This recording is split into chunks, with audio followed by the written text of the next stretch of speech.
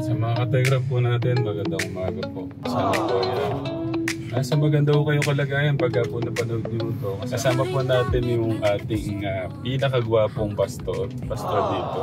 Good morning po. Good morning po, pinagpalang umaga po sa lahat po ng mga kategram po natin.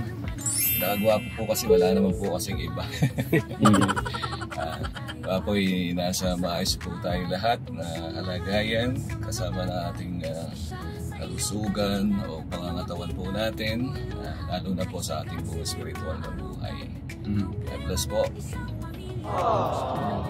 Itong araw na to, kategram, special day sa mga sa mga tinutulungan po natin. Siyempre sa atin na rin po. Masaya ho to.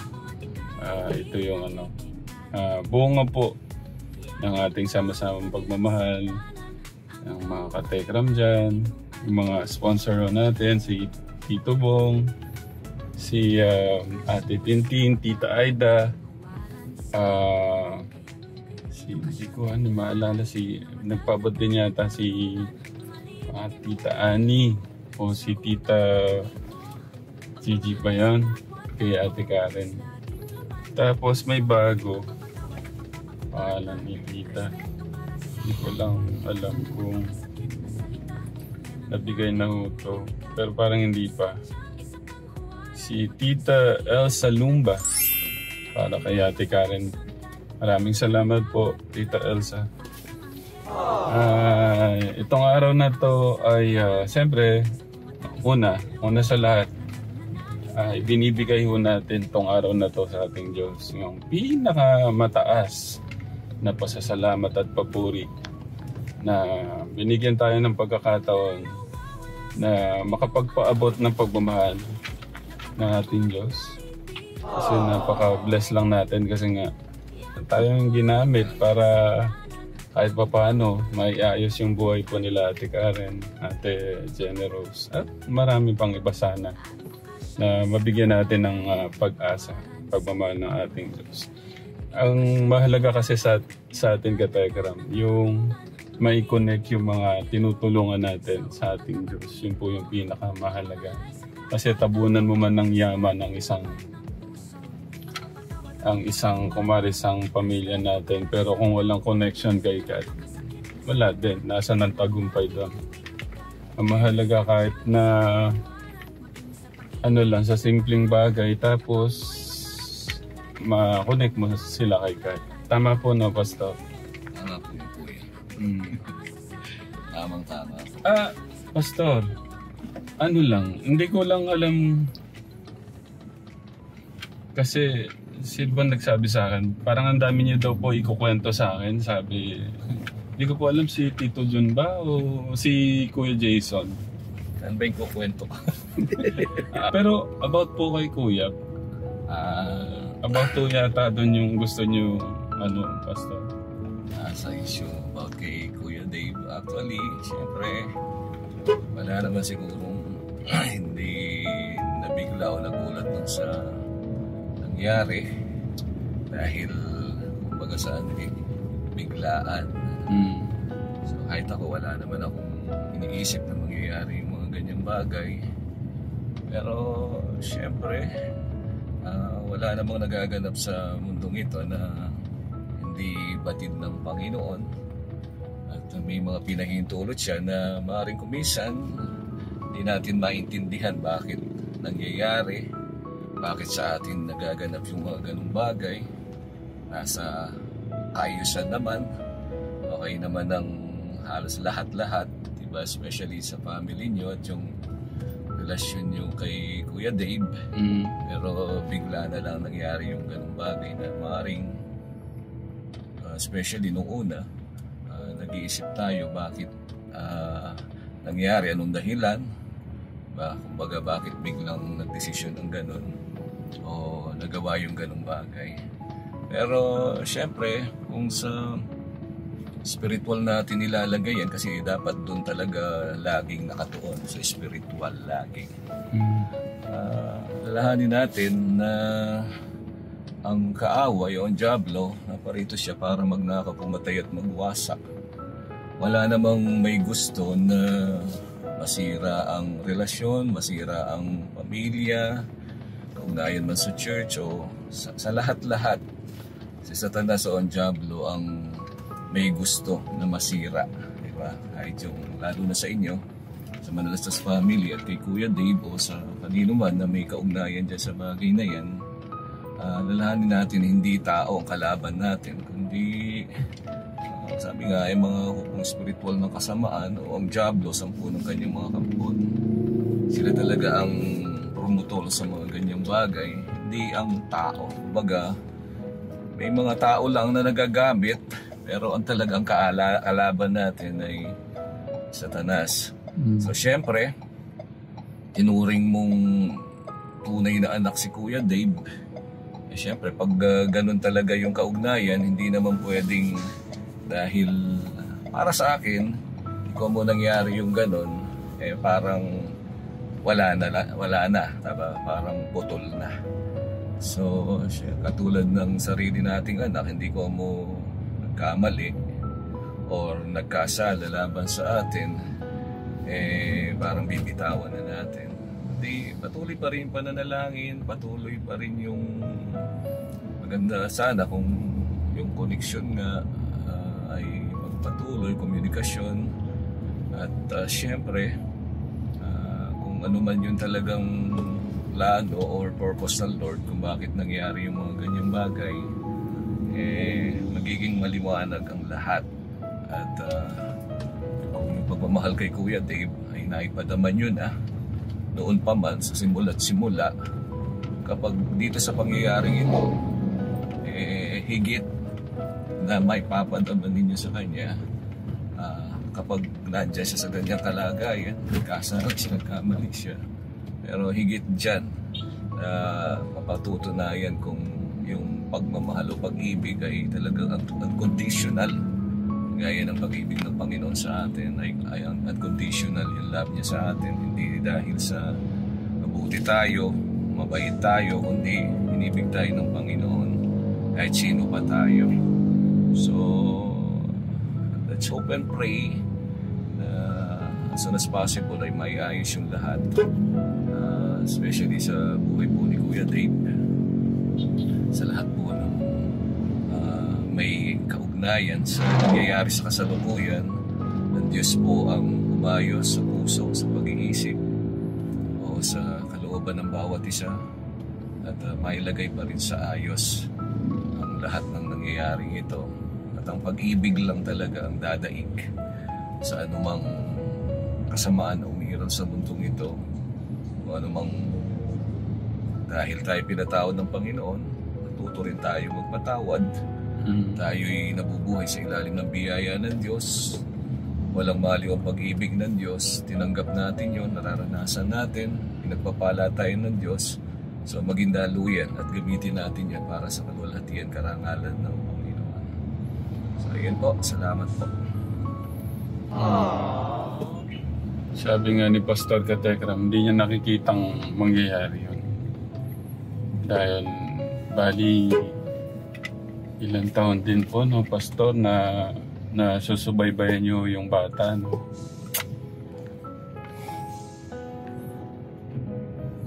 Hanggang ngayon po, wala pa akong Pastor, wala pa ako kaming Malinaw na.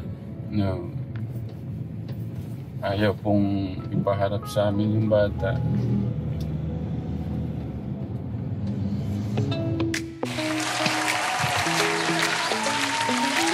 Yun lang. Ano tayo? Maputik.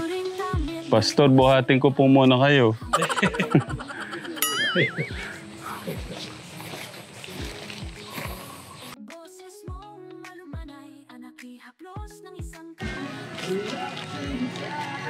Nay, good morning. Hi, good morning po. Morning po. Saan po natin ilalagay yung ating munting salo-salo? Meron tayong special palabok, spaghetti, tsaka ano ba? Special palabok, spaghetti, tsaka pansit. Tsaka special po to. Sarap nito. Tsaka drinks. Nasa kaya si Kuya Joshua yan o. Pabili tayo ng ano. Wala pa si Joshua? Morning po. Morning po. Wala pa si Joseph. Bibili na tayo. Ano, Nag-ano pa? Mas ba? Kuya Resty, ano lang, yung disposable na ano, pasuyot, yung disposable cup, plate, at saka ano, pasuyo na lang. Oh. Tapos, Drinks, soft drinks, kahit mga 5 tigga, ano po, yung malalaki, 2 liters, 1.5 po. 1.5. Cup, tapos 1.5 po. Saka paper plate, kutsara at tinidor po, ganun. Buti, ano, nandito si Ate Lorraine. Yung Ate Karen, no, natin katekram, hindi ko siya pwedeng umabsent eh.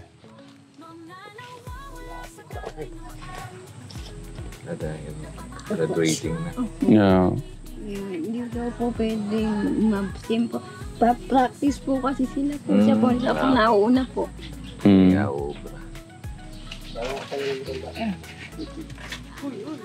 Tuwa sa kayo, uy.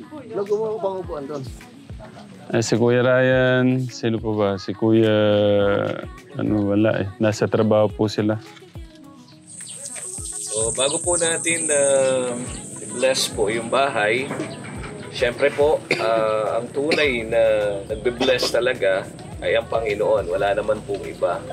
Yung blessing or yung pagpapala, ang Diyos po talagang nakakaloop niyan. Kumbaga, ako po'y instrumento lang at tayo rin ho ay kailangan maging kabahagi po ng gagawin po natin mamaya dahil kayo po yung mga titira po dito at ito po yung regalo. So, napakagandang regalo ng Panginoon na maring hindi po natin iniisip na mangyayari itong ganitong bagay, pero lahat naman po ng bagay ay batid po ng Panginoon.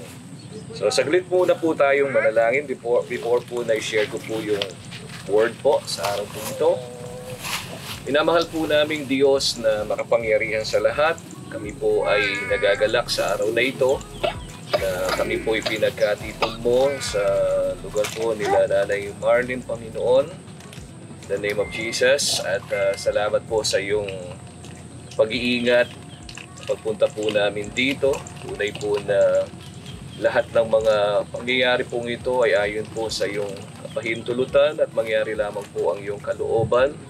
Sa araw pong ito, salamat na may pagkakataon kami upang tumulog po sa iyo ng may kalayaan, magbulay ng iyong mga salita at tanggapin po namin, Panginoon, ang anumang katotohanan o anumang kapahayagan na iyong pagkakaloob, Panginoon. At naging sa gagawin pong house blessing ngayong araw pong ito ay magawa po namin ang aming kani-kanyang bahagi.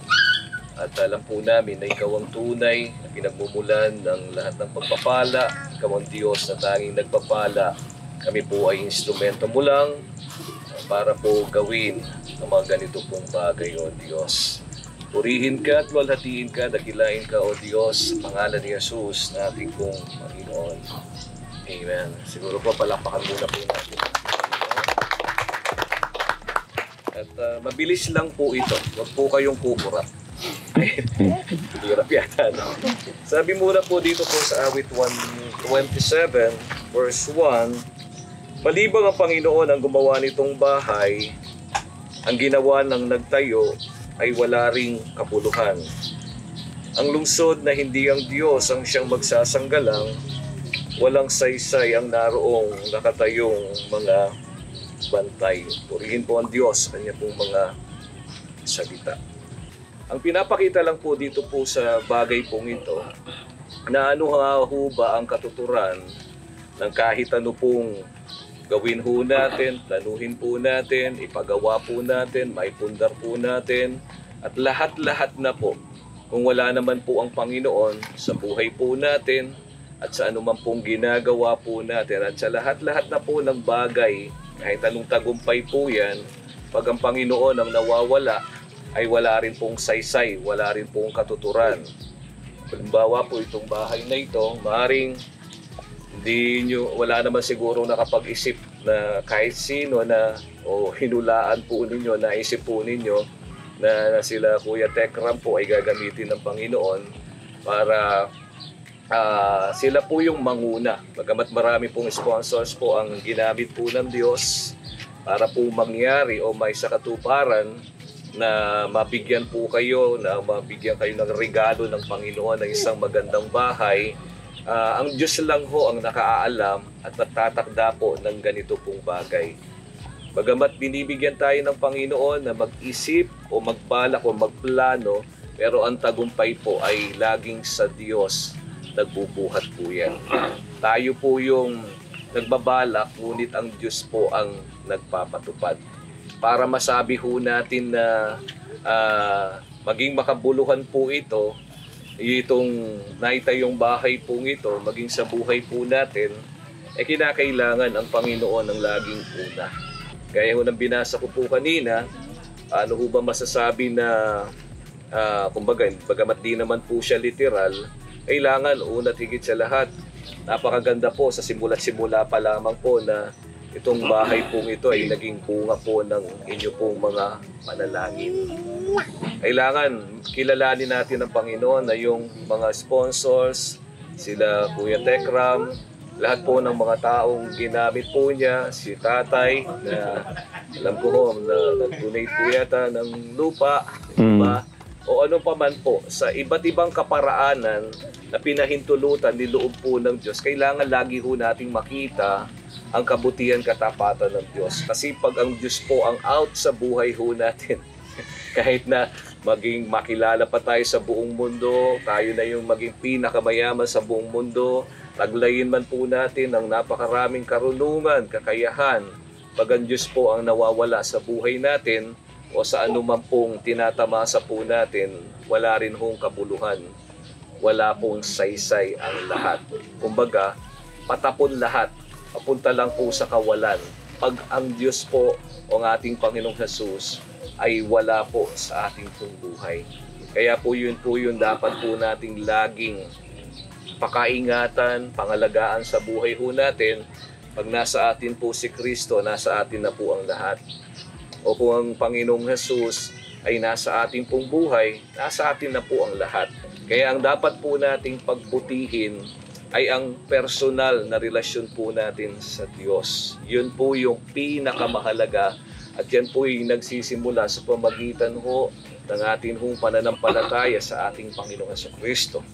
Pero paano ho ba nagkakaroon ng pananampalataya, pananalig ang isang tao? Kailangan ho niyang malaman, marinig ang salita ho ng Diyos, ang mabuting balita. Pag yan po'y narinig po natin o nalaman na po natin kahit sa anong paraan. Marami na ho kasing kaparaanan ngayon para may parating sa atin ang mabuting balita. Ang tanong, pag narinig po natin yan, ano po yung desisyon po natin? May mga tao po, malugod pong tinatanggap yan, talagang niyayakap na ho yung salita ng Diyos, isinasabuhay na. Yun po yung, o isinasagawa na, yun po yung matalinong tao. Kaya lang, may mga tao po na kahit naririnig, hindi naman ho sinasagawa, considered po na yung tao pong yun ay isang mangmang. Bakit ho? Salita ho ng Diyos, tapos babaliwalain mo, hindi mo isasabuhay. Di po ba? Anong katuturan ng buhay ho natin, kundi rin ho natin nasusunod o naisasagawa ang salita ho ng Diyos. Kaya ho, kumbaga, napakahalaga na meron ho talaga tayong Bible sa bahay. Napakahalaga po na hindi lang tayo nakaririnig, kundi binabasa po natin. Utos ho ng Panginoon yan in Joshua 1:8. Ayan po ay kailangan nating basahin, pagbulay-bulayan, at syempre pinakamahalaga, sundin. Pwede kasing basahin, pakinggan ng pakinggan, kung hindi naman yung sinasagawa, umiiral pa rin po yung kamangmangan. Para makonsider po tayong matalinong tao, once na napakinggan natin, nalaman po natin ang salita ng Diyos, sunod po nun, dapat yung pagsunod na o pagsasagawa, pagsasabuhay ng kanyang mga salita. Hindi ko po alam kung kayo ho'y meron ho kayong nadadaluhan na nag-share din po ng Word of God o ng mabuting balita. Napakahalaga po nun na tuloy-tuloy po tayong nakaririnig po ng salita po ng Diyos. At siyempre, dahil may Bible na po nabibili po ngayon, Kahit po sa cellphone, may mga Bible apps na ho. So, anuhin po natin. Gawin po natin kasi ang nagmamahal po sa Diyos ay nagmamahal din po sa kanyang mga salita. Kaya po ito pong ginagawa po natin ito, bagamat sandaling ilang minuto lang po yung atin pong gagawin, ay pahalagahan po natin. Ano po? Binigyan po kayo regalo ng Panginoon, isang magandang bahay, para po maging makabuluhan po yan. Ay nang binabanggit ko po, kailangan yung pagkilala, yung pasalamat, papuri, yung parangal ho natin, pagluwalhati sa Diyos na siyang tunay na nagbigay po ng regalo na yan, na magandang bahay po sa inyo. At kung nais po natin, syempre, na mas lalo pong maging makabuluhan po yan, yun po kasing gagawin natin. Saglit lang po yun, yung tinatawag po nating house blessing. Ano po? Sandaling ilang minuto lang po yung gagawin po natin. Kumbaga, parang panimula lang ho. Doon po sa, sabi nga, pagpapalain po natin itong tahanan pong ito. Pero meron hong higit na mahalaga yung pong mga nakatira. Kumbaga, kung ibig ho natin, siyempre, kung pinagpala po natin ang tahanan pong ito at ang lugar pong ito, maging ang inyong pong pamilya, kailangan ho, para magtuloy-tuloy ang pagpapala ho ng Diyos, ingatan ho natin, pahalagahan po natin. Sa paanong paraan? Una po, kailangan yung buhay ho natin ay nakatalaga po sa Diyos. Hindi mo lang siya kinikilala, kailangan tanggapin mo siya, siyempre, ng tunay po. Buong puso po ang Panginoon, ang ating Panginoong Jesucristo. Pagtanggap po sa Kanya bilang Panginoon at pagligtas po ng ating pong buhay. Minahal po tayo ng Diyos, hindi dahil sa mabuti tayo, matulungin tayo, mabait po tayo. Wala hong tanong-tanong, ikaw ba, mabuti ka ba, tapat ka ba? Diba? Hindi ho. Basta minahal po tayo ng Diyos, kahit sino pa ho tayo. So, yung personal ho nating relasyon po sa Diyos ay napakahalaga. Na yan po yung pinakadapat inuuna po natin. Kailangan pangalagaan po natin, lagi ho nating pahalagahan po yan. Kasi pag wala po tayong kaugnayan sa atin ho Panginoong Jesucristo na siyang dapat lang po nating sampalatayanan, kasi siya lang po ang sinasabi, salita ng Diyos, sa Kanya lang po matatagpuan ang kaligtasan. Si Jesus lamang po ang daan ng katotohanan ng buhay. Siya lamang po ang muling pagkabuhay at ang buhay. Na kapag ang tao po'y sumampalataya sa Kanya, hindi ho siya mapapahama, kundi magkakaroon ng buhay na walang hanggan. Ay yung mga nananalig po sa Kanya, kahit mamatay ay muling mabubuhay. Yung mga sumasampalataya, hindi na ho parurusahan. At dahil po sa biyaya ng Diyos, naligtas po tayo pamagitan ng pananampalataya sa ating Panginoong Jesucristo. Ito'y kaloob o regalo lang po. Hindi ho dahil sa ginawa po natin, kundi dahil sa ginawa po ng ating Panginoong Jesus po para po sa atin. Kasi ano man po ang gawin po ng tao, hindi ho natin magagawang iligtas ang sarili natin. Dahil ang Diyos lang po, ang Panginoong Jesucristo lamang po ang tanging tagapagligtas po ng lahat. Siya lang po at wala ng iba. Hindi ang sarili natin, hindi ang mga gawa natin, hindi ang ibang tao, hindi po ang relihiyon o ano paman. Wala hong makapagliligtas sa lahat ng yan, kundi ang Panginoong Jesus lamang po ang tanging tagapagligtas po natin.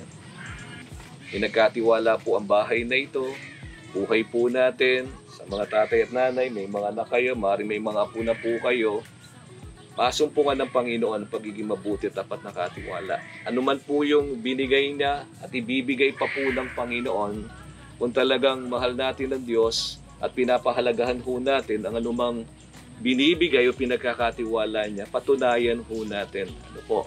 Siyempre, nauna na po yan, yung pagkilala sa Kanya. May ginamit po siyang tao, pero always remember po, itong mga tao pong ito, hindi rin po sila makagagawa, makatutulong po sa atin o sa inyo po lalo na, kung hindi rin po niloob o pinahintulot ng Diyos. Pinangunahan lang po ni Tatay Tekram, tatay daw, kuya na lang, di po ba? At sa pamagitan po niya, may mga binigay po ang Diyos ng mga sponsors. Binibigyan din ko po ha, Kuya Tekram po, ginagamit po siya ng Diyos. Yung mga sponsors po, ginagamit po sila ng Panginoon. In short po, kaya nang binasa ko po kanina, nakadepende po lahat sa Diyos. Hindi po tayo aasa sa magagawa ng tao, sa kakayahan ng tao, sa sinasabi po ng tao, sa nakikita ho natin sa mundo pong ito. Kaya ho nito, sa dinami-dami ng tao, bakit si Kuya Tekram? Bakit po yung mga sponsors na yun ay nagkaroon sila ng initiative o kusang loob na tumulong po sa inyo? Paanong nangyari yun? Di ba? Maring isip natin, mahiwaga. Di po ba? Kaya may song na mahiwaga daw po ang buhay po ng tao. Totoo po yun. Dahil yung mga nangyayari sa buhay po natin, sino bang nakakaalam na ako ho? Sino magsasabing magiging pastor po ako? Ni sa hinagap, di ko po pinangarap maging pastor. Pero, bakit po? Yung pangangailangan ho kasi ng pagiging pastor, kabaligtaran ko ho. Maniniwala po ba kayo na napakamahiyain kong tao? Mahina ang loob, kulang sa karunungan, kulang sa kakayahan, talento, sa maraming bagay. Kaya nga po kabaligtaran ko po eh. Alo po ako sa tao, di po pala kaibigan. Karoon naman po makipagkapwa ta, pero hindi po ako ganun kaano sa tao eh. Pero bakit po ako nilagay dito? Sa biyaya lang po ng Panginoon. Bakit po ako nakapagtuturo po sa inyo? Sa biyaya lang po ng Panginoon. What I mean po, yung nagagawa ko, nagagawa ni Kuya Tekram, yan po'y biyaya ng Diyos, pagpapala po ng Diyos. Kaya yung mga pagpapala na yan ay pangalagaan po natin. So salamat ho na sa araw pong ito, meron ho tayong simpleng gagawin lang. Pero yung simpleng ito ay rocket eh. Yung simple pong ito, once na ang Panginoon, ang atin pong kinikilala na siyang kikilos sa bagay pong ito, napakahalaga at napakatindi po ng gagawin po ng Panginoon. Yung house blessing, meron lang po tayong konting bagay na gagawin. Ako po yung maglilid po para i-anoint po itong, especially yung bahay, yung paligid po ng bahay po ninyo. Gagamit po tayo ng oil.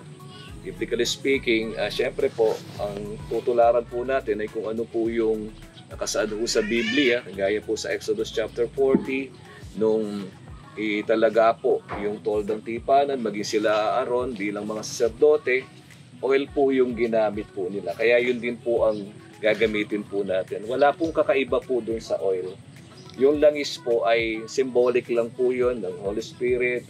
Symbolic lang po na ina-acknowledge po natin o kinikilala po natin ang presensya po ng Diyos, ang kapangyarihan po ng Diyos. Wala hong kakaiba dun sa oil na gagamitin natin. Nabili ko lang po yun sa Save More po yan. So, hindi po yung oil, ano po. Kumbaga sa instrumento lang po ng Panginoon po yun. Symbolic lang po yun. Okay po. Baka po tanong nyo po, saan nyo po ba galing yung oil, pastor, o yung langis? Baka pwede po makabili. So, once na ginawa po natin yon, gaya ko nang ginawa po sa Bible, yun po yung mahalaga. Kung ano po yung nangyari sa Bible o ginawa po doon ho natin binabase ang ating pananampalataya, yung pagsunod po natin at kung paano kikilos o gagawa po ang Diyos. Doon ho sa ating pagsunod, bahala na po ang Diyos po doon. So yung sa Diyos, siya na po ang bahala. Yung munting bahagi po natin, yun lang po ang gagawin po natin sa araw pong ito. Pagpipray po natin, syempre, yun po yung pagkakaisan po natin sa pananalangin ay gagawin po natin po yun. So mag-speak po tayo ng mga pagpapala, kaya nga po siya house blessing. Tayo po'y magiging daluyan lang, gagamitin lang po tayong mouthpiece po ng Panginoon. Pero ang tunay na nagpapala ay wala pong iba kundi ang Diyos. May mga bagay po siya, mga tao po siyang ginagamit para tayo po'y pagpalain sa kaparaanan na ibig po ng Diyos. So ganun po kabuti. Maaaring kuminsan isip natin, bakit tayo, di po ba? Bakit po tayo yung tumanggap ng ganito? Bakit po tayong pinagpapala? Parang madalas yata hindi yun ang tinatanong. Lord, bakit ako yung pinagpala mo? Bakit kami yung ginawan mo ng ganito? Parang hindi yata natatanong, Lord, bakit ako? Sino ako? Hindi ako deserving. Wala naman kung deserving kahit sino po sa atin. biyaya po yan ng Diyos, yung pagpapala ng Diyos, pahalagahan ho natin bilang patunay na kinikilala ho natin siya, mapurit pasalamat, parangal po sa Kanya. So sa oras pong ito, tayo ho'y sama-samang mananalangin. Ibigyan ko rin po kayo ng oil po. Kahit ilang ano lang po, ilang patak lang po. Kasi po, kada patak po nun, 100 po. Joke lang po. Ayan po. So, maglalagay din po kayo ng oil kung saan nyo po gustong magpunta. Pero wag muna po dito. No? Sa bahay muna po. Ako po kasi, lilibutin ko po yung bahay, pati po yung buong paligid po ito. At iwiwisikan po natin ng oil. Kasi, ulit ko po, symbolic lang po yun. Ina-acknowledge natin ang presence or power ng Holy Spirit po dito po sa ating ginagawa. In short po, kinikilala ho natin ang Diyos na siyang gumagawa, kumikilos sa bagay pong ito. Siya po kasi ang tanging nagpapala. Instrumento lang po tayo. So kung mag-speak po tayo, papahayag tayo ng pagpapala, itodo nyo na po. Wag ho kayong magtitipid. Lahat, di po ba, lahat ng mabubuting bagay na naisip po ninyo, ideklara po natin sa pamilya, sa tahanan pong ito. At para po siyempre, mas lalo hong maging makabuluhan po yan, yung pagkakaroon ng bagong bahay, ay kailangan italaga po natin yan sa Diyos.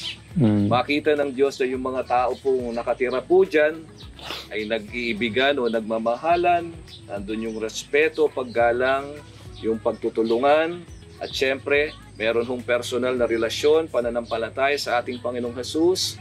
At ang presensya ho ng Diyos ay i-acknowledge po natin sa bawat araw. Kung pwede nga lang ho, di po ba na kayo ho ay magkaroon ho ng pagtitipon po dyan na nananalangin ho kayo, nag-aaralan po kayo ng salita po ng Diyos. Napakaganda po nun. Para ho masigit ho maging makabuluhan ang anumang pinagkakatiwala po ng Diyos. Okay pa po ba kayo? Opo. So, konti na lang po. Maikli na lang po kasi pinakamaikli ko pong oras ng pagsalita, 2 oras lang po. Pinakamaikli na po yun. Nalungkot siya. Hindi po. Tingnan ko lang po yung oras eh. Susunod po eh. Ayun na. Pero dahil sinabi po ni ate na susundo po siya, tatapusin na ho natin. Natuwa si nanay na sabi tapos. Masunurin naman po ako eh. Kasi ako po'y dayo lang po dito kaya nagpapakabait po ako, nagbibigay po ako. Yan po. So salamat po sa Diyos sa kahit sa ilang pong minuto po na kapag bahagi po tayo ng salita ng Diyos, parang ano lang po, parang pagtatayo lang po ng pundasyon po yun. Amen po ba?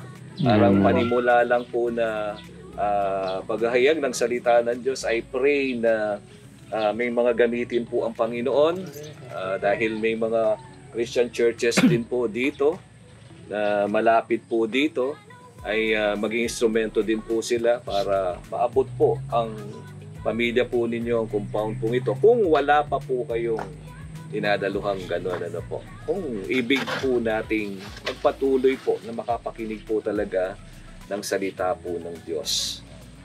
So tayo po yung mananalangin po sa oras pong ito. Minamahal po naming Diyos na makapangyarihan sa lahat. Salamat po Panginoon na kami po ay may pagkakataon ngayon upang maging instrumento sa house blessing na gagawin. Even yung pagdededicate Panginoon ng bahay o ng tahanan pong ito.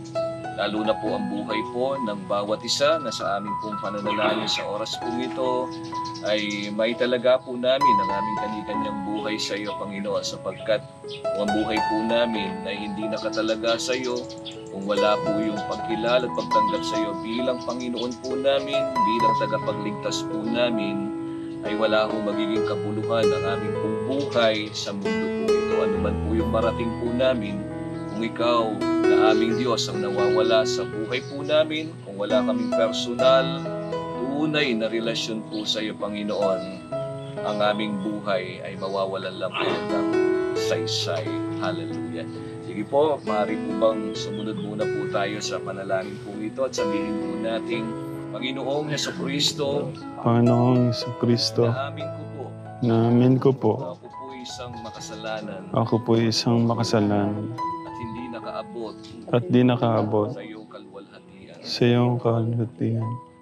Panginoong Hesukristo, Panginoong Jesucristo, ako po'y sumasampalataya ako po'y na ikaw ang sumasampalataya Panginoon na ikaw ay Panginoon, na aming pong tagapagligtas. ang aming tagapagligtas. Sumasampalataya po ako sa iyo, Sumasampalataya po ako sa iyo. tinatanggap ka Tinatanggap ka bilang Panginoon, tagapagligtas tagapagligtas ng aking pong buhay. ng aking buhay. Ikaw na po ang tanging maghari, Ikaw na po ang tanging maghari, kumilos at mangyari pong lagi at mangyari po ang lagi iyong kalooban ang iyong kalooban sa aking pong buhay, sa aking buhay, sa aking pamilya, sa aking pamilya, sa aking kabuhayan, sa aking kabuhayan, lalo na po lalo na po ang aking personal na relasyon po sa iyo. ang aming pong personal na relasyon sa inyo. Salamat po sa kapatawaran, Salamat po sa mga kapatawaran kasalanan. sa aming pong mga kasalanan. Salamat po sa kaligtasan, Salamat po sa kaligtasan kaloob, sa inyong sa lahat kaloob po ng mga sumampalataya sa iyo. no? sa inyo. Purihin ka, Panginoon, Purihin ka, Panginoon, sa pangalan ni Jesus. sa pangalan ng Jesus. Ipapatuloy po ako mananalangin, minamahal po namin Diyos. Itin mo po ang buhay po ng bawat isa upang i-anoint, ipag-pray, Panginoon, mag-speak po kami ng mga pagpapala para po sa tahanan po ito, Panginoon. Sambit po ng aming mga labi, lahat ng mga mabuting bagay na pawang pagpapala ang aming dideklara, kaligtasan, O Diyos, kapayapaan, kagalakan, pag-ibig, ang iyong presensya, ang iyong kapangyarihan, ang iyong biyaya at marami pa, Panginoon, na maidideklara po namin habang kami po ay nananalangin. Salamat po sa patnubay ng Espiritu Santo sa aming pong buhay. Kami instrumento mo lamang, Panginoon, at laging masunod ang anumang plano mo, anumang kalooban mo sa aming kanikanyang buhay. Purihin ka at walhatiin ka sa pangalan ni Jesus na aming Panginoon.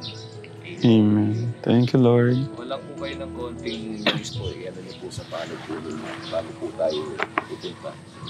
Ikaw nang maglaro. Ilangin niyo po yung patak mo. Sandaan po. Tatlong patakaling ha. Bubuksan ko na para isang buso na. Sige, kuya.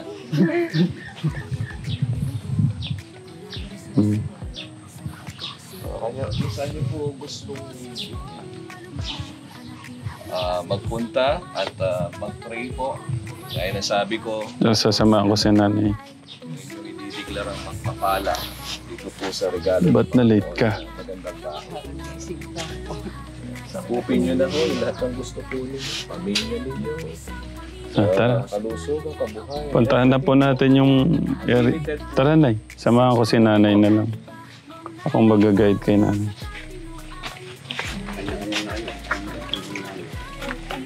Unahin ko na po yung taas. Hintayin na natin sila, Nay. Sige po, una na po kayo. Para makapwesto na po kayo.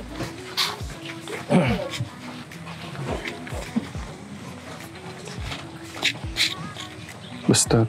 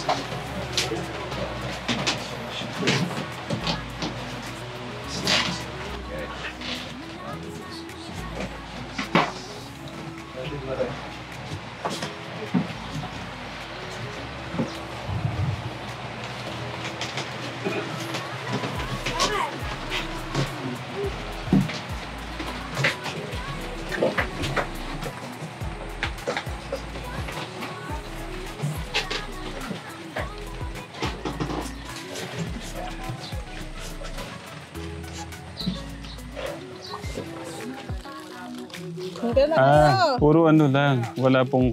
Ayun pala. si Pastor. Sila! Pastoro, Hindi po. sila na po. Ayan. Toroli ka na po. Yan sa mga ano po natin. po talaga ako sa Kaya ko po kasi na kasi yung matira, Pastor, sa atin. Kuya Gus, magandang stand mo na lang dyan yan. Yan.